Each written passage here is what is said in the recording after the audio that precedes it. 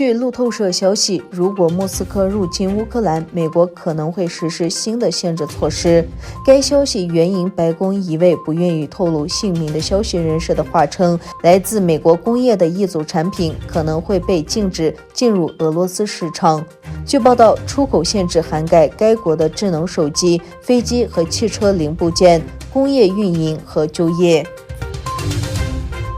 中国解放军军机持续袭扰台湾西南空域。台空军23日晚证实，解放军4架次军机今日日间袭扰台防空识别区西南空域，2架次歼16战机、1架次空军500预警机是由东沙岛东北方空域进入台防空识别区西南空域，短暂进入后伊顿相似路线飞离。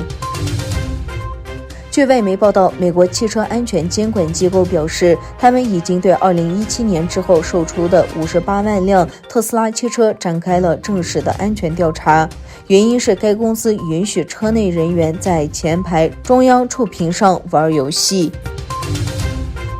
有消息称，韩国总统文在寅政府将利用其最后几个月的任期，专注于重启与朝鲜的对话。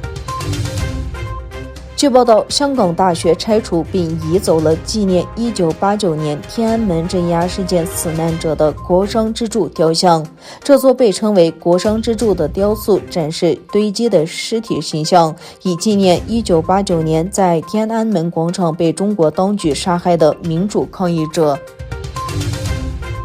以生产电脑中央处理器著称的美国半导体巨头英特尔，因为最近发函要求供应商避免使用与东突厥伞有关的产品、劳工和服务，而在中国遭到中国网民的口诛笔伐。英特尔公司发声明解释，因涉疆表述仅为合规，而非表达立场。美国国会上周四则通过防止维吾尔人强迫劳动法案，禁止涉及强迫劳动的东突厥伞产品进入美国市场。总统拜登23日签署了防止强迫维吾尔劳动法，使得该法案正式成为法律。